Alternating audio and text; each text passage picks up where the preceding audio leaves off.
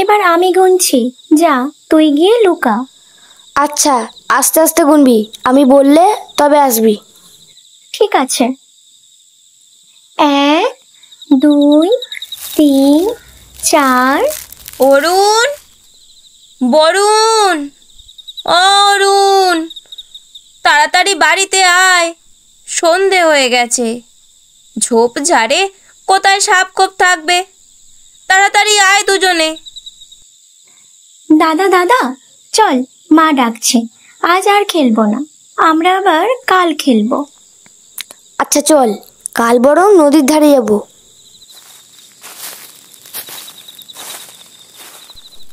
গল্পটা অরুণ আর বরুণ দুই ভাইয়ের। ওদের বাড়ি সুবর্ণরেখা নদীর একেবারে কাছেই। দুজনের বয়স এখন অনেকটাই কম, তবে ছোটবেলায় তারা তাদের বাবাকে হারায়। গ্রামের সবাই বলে যে ওদের বাবা গোপাল সুবর্ণরেখার অতল বানের জলে তলিয়ে গেছে। তবে ওদের মা ঝর্ণা এখনও একথা বিশ্বাস করে যে ঠিক একদিন ওর স্বামী ওদের কাছে আবার ফিরে আসবে। ওদের বাড়ি বলতে মাটি, খড় আর বাঁশের কঞ্চি দিয়ে বানানো একটা সামান্য কুঁড়ে ঘর। তবে ওদের মা ঝর্ণা ওদের দুজনের খুশির জন্য এবং সংসার চালানোর জন্য সম্ভাব্য সব রকমের প্রচেষ্টাই করেছে। যেমন বাড়ির সামনে চালের গুঁড়ি কোটার জন্য ঢেকি বসিয়েছে। এছাড়াও সামনে কৈবর্ত বাড়িতে 2 বেলা ঝিয়ের কাজও করে।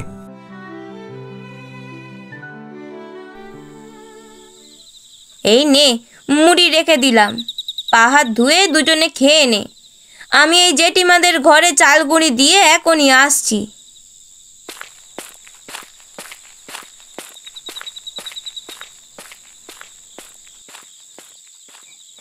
দাদা, আজ আকাশে তারা নেই কেন রে? মেঘ আছে বোধহয়। মেঘ থাকলে বুঝি তারা দেখা যায় না? অরুণ তার শিশু মস্তিষ্কের পর্যাপ্ত জ্ঞানের ভাণ্ডার থেকে একখানা উত্তর খুঁজে বের করে বলে, তারাগুলো তো অনেক সুন্দর দেখতে, সবসময় আকাশে মিটমিট করে জ্বলে আর পুরো আকাশটাকে ভরিয়ে রাখে। কালো মেঘগুলো মাঝে মাঝে এসে সুন্দর তারাগুলোকে ঢেকে দেয়, কিন্তু মেঘ সরে গেলে আবার ওই সুন্দর তারাদের দেখা যায়। ওই দেখ, দেখা যাচ্ছে।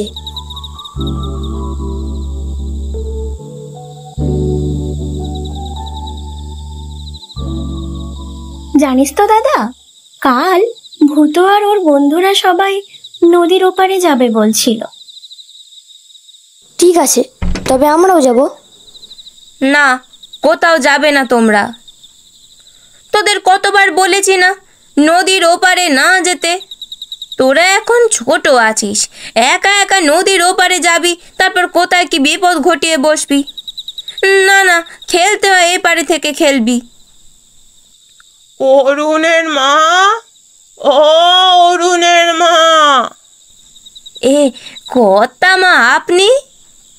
তুমি বাড়ি গেলে মনে ছিল নে গো।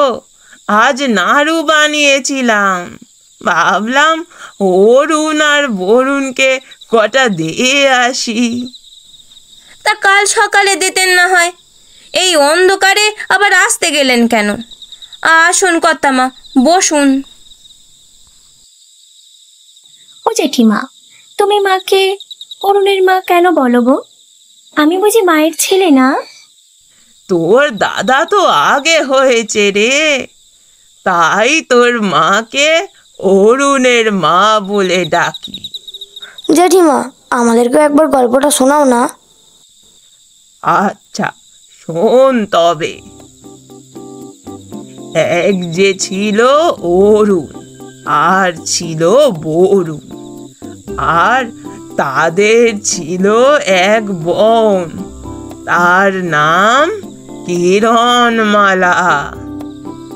একদিন তারা একসাথে খেলছিল।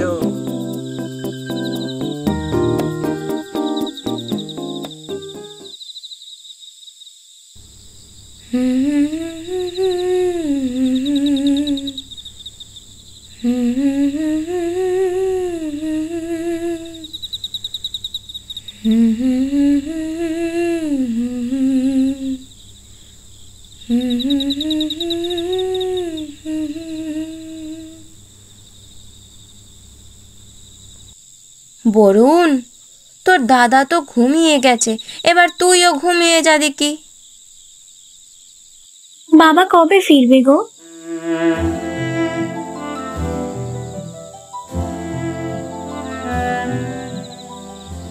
এই তো তাড়াতাড়ি ফিরবে। বাবা কোথায় গেছে? বাবা এখন দূরে কাজে গেছে, কাজ শেষ হলেই ফিরে আসবে। এবার তুই একটু ঘুমা দেখি।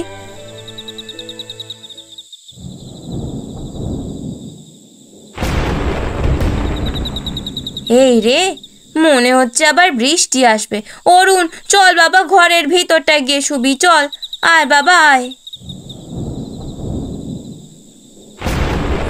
ঝর্ণা ঘুমন্ত অরুণকে আর তার কোলে থাকা বরুণকে নিয়ে ঘরের ভেতরে চলে যায়। তবে সেই রাতে মেঘ শুধু গর্জেছিল, বর্ষায় নেই।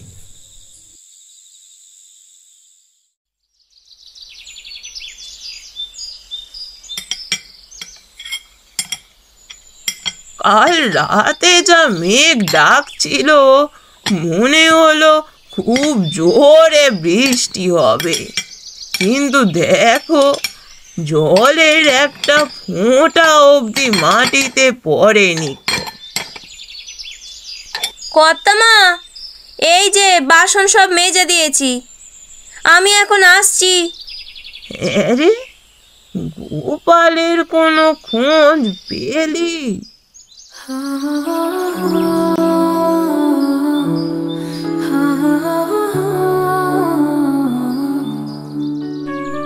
এই হঠাৎ করা প্রশ্নে ঝর্ণা কিছুটা অপ্রস্তুত হয়ে উঠল।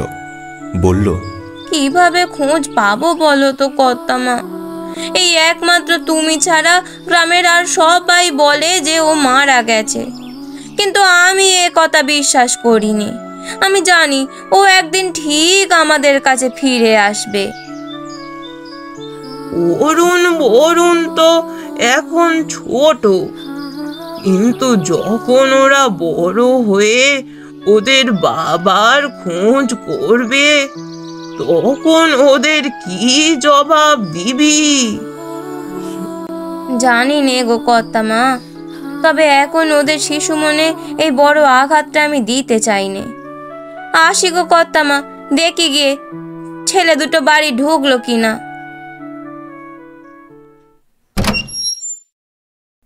অরুণ, বরুণ, বাড়ি এসেছিস? ঘরে ঢুকতেই একটা কান্নার আওয়াজ ভেসে এলো ঘরের একেবারে ভিতরের অন্ধকার একটা কোণা থেকে। অরুণ, কি হলো রে তোর? কোথাও পড়ে টরে গেছিস নাকি? কাঁদছিস কেন রে? মা, আমার বাবা কোথায় গেছে? তা বাবা তো কাজে গেছে। তুমি মিথ্যে বলছো মা। ভূতু আর ওর বন্ধুরা সবাই বলল আমার বাবা নাকি সুবর্ণরেখার জলে ভেসে গেছে। না না বাবা, ওরা ভুল কথা বলেছে, ওদের কথায় একদম কান দিবি নে। তোর বাবা কোথাও যায়নি, দেখিস ঠিক একদিন তোর বাবা ফিরে আসবে। ভূতু বলল ওর বাড়ির সবাই ওকে বলেছে। তুই বরং আর কাল থেকে ওদের সাথে খেলিস নে, ওরা খুব বদমাস। তুই আর তোর ভাই এই দুইজনেই খেলবি। ওরা খুব বাজে। আমার বাবা আসবে, আমাদের কাছে আসবে বলো মা। হ্যাঁ বাবা আসবে তো। এবার চুপ কর, আর একদম কাঁদবি নে। তোদের চোখের জল আমার একদম ভালো লাগে নে। তুমিও তো কাঁদছো, চুপ করো মা, কেঁদো না। তা হ্যাঁ রে, তোর ভাই কোথায়? জানি না, খেলতে খেলতে চলে এসেছিল। আয় দেখি, একবার দেখে আসি কোথায় গেল।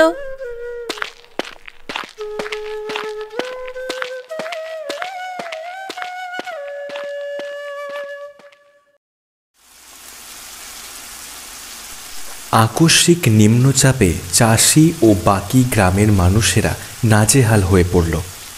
অরুণ বরুণদের বাড়ির অবস্থাও খারাপ হতে লাগলো। জায়গায় জায়গায় মাটি ছেড়ে পড়তে লাগলো, ছাদের ঘর থেকে চুঁইয়ে জল পড়তে লাগলো। তবে ছোট্ট বরুণ অরুণকে বলল, দাদা, এই দাদা, সেই কবে থেকে একভাবে বৃষ্টি পড়ছে, আর যে থামছেই না। আমরা যে কতদিন বাইরে খেলতে যাইনি। এই দাদা, কথা বলছিস না যে? মা, ও মা, নদীতে বান হয়েছে, দেখতে যাবো গো, সবাই যাচ্ছে। ও মা, যেতে দাও না গো, এত বান কখনো হয়নি, একবার যেতে দাও। না হয় তুমিও চলো আমাদের সাথে, চলো না মা, চলো না মা। যাবি? ঠিক আছে, চল তাহলে। সুবর্ণরেখার জল এখন ফুলে ফেঁপে উঠেছে, আর তা দেখার জন্য পাড় ভর্তি লোক গিজগিজ করছে। অনেক বছর পর আবার নদীতে এমন বান হয়েছে। ঝর্ণা তার দুই হাতে অরুণ আর বরুণের ক্ষুদে হাতগুলোকে শক্তভাবে ধরে পাড়ের কাছে এগিয়ে এলো। কেউ কিন্তু আমার হাত ছাড়বি নে, আর একদম পাড়ের কাছে যাবি নে।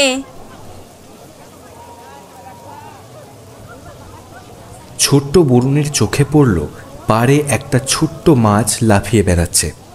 কি মাছ তা জানার কৌতূহলে মায়ের হাত ছাড়িয়ে হঠাৎ ছুটে গেল অন্যদিকে। বরুণ, কোথায় যাচ্ছিস? দাঁড়া দাঁড়া, কোথায় যাচ্ছিস? অরুণের হাত ছেড়ে বরুণকে ধরতে ছুটে গেল ঝর্ণা। উফ, এত লোক, এখান থেকে কিছু দেখাই যাচ্ছে না, একটু এগিয়ে যাই। ভিড় ঠেলে নদীর দিকে অনেকটা এগিয়ে গেল অরুণ।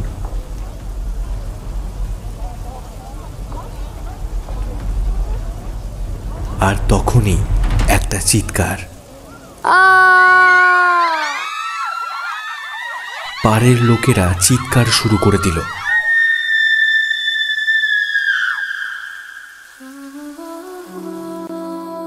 একটা বাচ্চা জীবন সুবর্ণরেখার জলে তলিয়ে গেল সেদিন।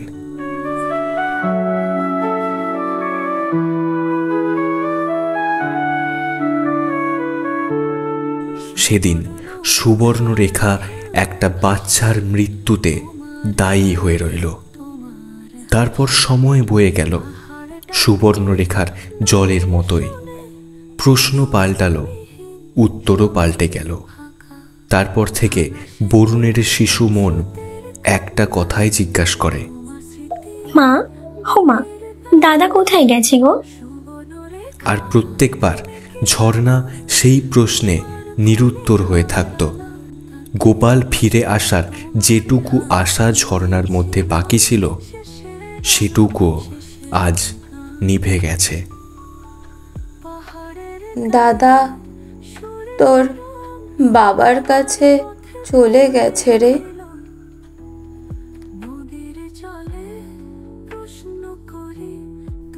ও বরুণের মা, ভাঙা সেতু, স্রোতের কান্না, তোমার স্মৃতি, বুকের ব্যথা, সুবর্ণরেখা, তুমি কি জানো তোমার কোলে হারালাম তাকে।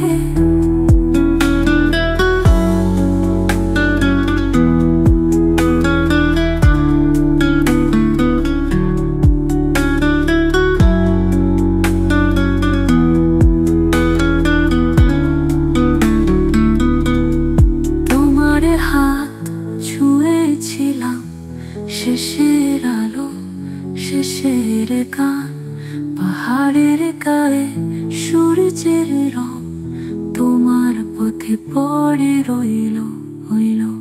নদীর জলে প্রশ্ন করে, তুমি কি দেখো, তুমি কি শোনো।